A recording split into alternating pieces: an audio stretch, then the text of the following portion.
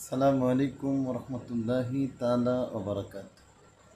বিসমিল্লাহি ওয়ালহামদুলিল্লাহ ওয়াসসালাতু ওয়াসসালামু আলা রাসূলিল্লাহ আম্মা বা'দ। সম্মানিত দর্শক শ্রোতা, জানা অজানার আজকের পূর্বে আপনাদের সঙ্গে আমি গুনাহগার রয়েছি। সম্মানিত আজকের মেহমান বিন্দু যারা আমাকে দেখবেন ও দেখতেছেন, সকলকে আন্তরিক সালাম ও প্রীতি।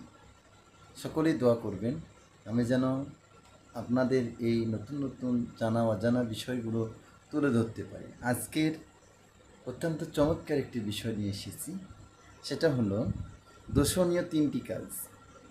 দোষণীয় তিনটি কাজ, যে তিনটি কাজ দোষণীয় আমরা মনে করি।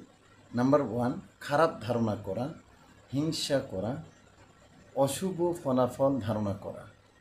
1 নম্বর হচ্ছে খারাপ ধারণা পোষণ করা, 2 নম্বর হচ্ছে হিংসা করা, 3 নম্বর অশুভ ধারণা, অশুভ কাজ। এটা কিন্তু অত্যন্ত গুরুত্বপূর্ণ। আমরা হয়তো এই বিষয়টাকে মুখের জোরে উড়িয়ে দিব না। আল্লাহর নবী সাল্লাল্লাহু আলাইহি সাল্লামের মুখ নিঃসৃত বাণীটুকু আমরা শুনব।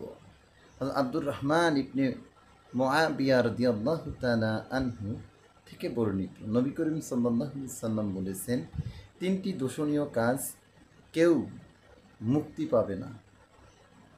তিনটি দোষণীয় কাজ থেকে কেউ মুক্তি পাবে না। এই খারাপ ধারণা, হিংসা, অশুভ ফলাফলের ধারণা। একজন সাহাবী জিজ্ঞেস করলেন, ইয়া রাসূলুল্লাহ, হে আল্লাহর রাসূল, হে নবী, এগুলো থেকে মুক্ত থাকার উপায় কী?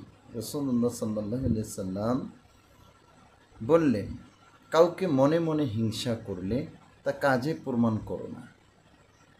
কোনো ব্যক্তির সম্পর্কে খারাপ ধারণা থাকলে তা সত্য বলে বিশ্বাস করো না। অশুভ ফলাফলের ধারণা করে কাজে বাহির হইলে কাজ থেকে ফিরে এসো না। তুমি কাজ সাকসেস করে এসি, তুমি কাজে জয়েন হইও, কাজ থেকে ফিরে আসবে না। মনে রাখবেন যে অশুভ লক্ষণ মনে করে কাজ থেকে ফিরে আসা যাবে না, এটা কিন্তু দোষণীয়। আর খারাপ ধারণা হলে কারো প্রতি সেটাকে বিশ্বাস করা যাবে না, হিংসা করা যাবে না। কাজের মধ্যে হিংসা করা যাবে না। কাজের মধ্যে যেন প্রকাশ না পায় যে আমি তার সাথে হিংসা করি, এরকম আচরণ যেন না হয়। আল্লাহ আমাদেরকে কবুল করুক।